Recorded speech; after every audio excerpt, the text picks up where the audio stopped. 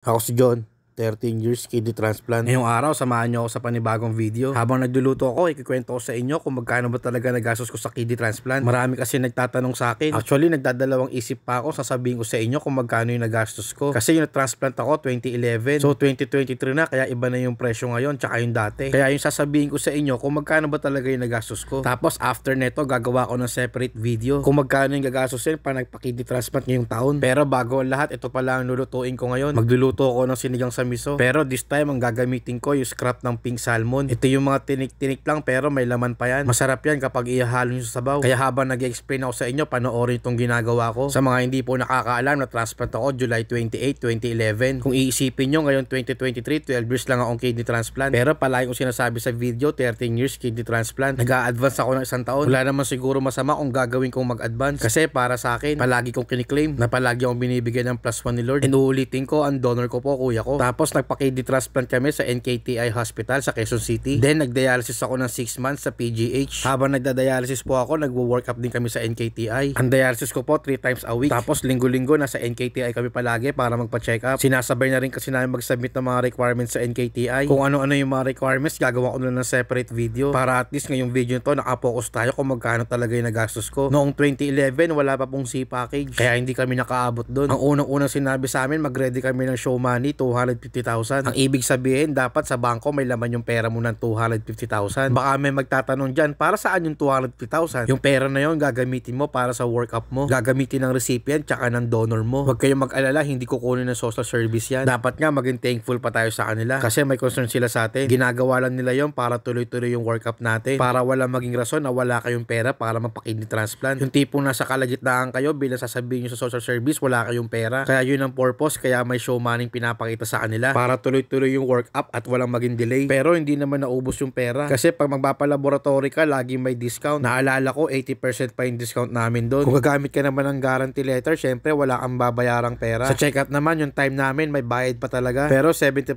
pesos lang. Tapos ito na yung na-admit na kami. Nag-deposit pala ako ng 15,000. Tapos sa donor ko, 10,000 naman. Since under kami ng social service, wala kaming binayarang professional fee. Tapos yung nakalabas kami, wala rin kaming binayaran. Partida, wala pang malasakit center noon. Yun lang po yung binayaran namin, yung na-admit kami 25,000. O diba sa workup tsaka yung na-admit kami, hindi naman naubos yung 250,000 namin. Baka magtataka kayo bakit sobra-sobra naman yung show money na 250,000. Eh kung kaya naman ng 50,000 lang, kasi gagamit naman din ng guarantee letter. Tapos meron pang discount, diba? Pero ang totoong gastos hindi nagsisimula bago ka i-kidney transplant. Kundi nagsisimula yung gastos after mo magpa-kidney transplant. Hindi ko po kayo tinatakot. Ito po talaga yung nangyari sa akin. At nangyari din sa ibang nagpa-kidney transplant. Syempre, kailangan mong uminom ng gamot. Kapag kidney transplant po, lifetime kaming iinom ng gamot. Yung first 6 months ko pong kidney transplant, gamot po na inaabot ko 60,000 buwan-buwan. Sobrang dami naming iniinom na gamot. At syempre, sobrang mahal din. Kaya sa magpapa-kidney transplant dyan, kailangan talaga may nakahanda kayong pera. Kasi hindi ka pwede mag-miss sa gamot. Lalong-lalo na yung mga anti-rejection medicine. Oo, meron namang guarantee letter para makakuha ka ng libreng gamot. Pero darating talaga sa time na maglalabas ka talaga ng pera. Imagine yung time ko, 2011, 60,000 monthly yung gamot ko. Yung ibang gamot nakukuha ko sa NKTI. Syempre, gagamitan ko ng guarantee letter. Pero yung ibang gamot sa Mercury ko nabibili, doon naman talaga maglalabas tayo ng pera. From 60,000 buwan-buwan yung first year ko, naging 50,000, naging 30,000, tapos 20,000. Ngayon 2023, 12,000 na ako buwan-buwan. Magastos po talaga magpa-kidney transplant. Kailangan talaga ng maraming pera. Pero kung yung tagatanging paraan para mabuhay pa ng matagal, lahat talaga gagawin natin. Anyway, bago matapos tong video na to, at kung umabot ka sa video na to, comment mo naman kung dialysis patients ka at kung taga saan ka. Tapos sa mga kapwa ko kidney transplant, comment nyo naman kung ilang taon na kayong kidney transplant, tsaka yung mga gamot na iniinom nyo. Lagay nyo na rin kung taga saan kayo para malaman ko kung saan umaabot yung mga videos na ina-upload ko. At syempre, paki-follow na rin yung page ko, John R. Boys. Pusuan nyo na rin at paki-share sa mga kaibigan nyo. Ngayon pala, nagpapasalamat na ako sa mga suporta nyo. Next upload ko, sasabihin ko naman sa inyo kung magkano magpa-kidney transplant ngayong taon na to. Malaki po ang diferensya noong 2011 tsaka ngayong taon na to. Kaya i-follow nyo na yung page ko para ma-update ko kayo lahat. O siya, tapusin ko na tong video na to. Palagi ko pong sinasabi, huwag kayong mawawala ng pag-asa. Maraming pagsubok ang dumadaan sa atin. Tulad ko, kahit na kidney transplant ako, marami pa rin akong problema. Kung matagal na kayo naka-follow sa akin, siguro naman alam nyo na nagpa-opera ako. Pero nalagpasan ko rin yun. Kaya lahat ng pagsubok malalagpasan natin. Basta magtiwala tayo sa sarili natin. At syempre kay Lord, mag-isip ka lang ng tama. Huwag mong iisipin yung problema mo. Kung pagod na pagod ka na, magpahinga ka lang. Tapos paggising mo, magiging okay din ang lahat. Ako nga pala si John.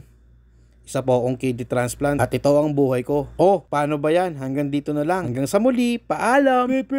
Peace.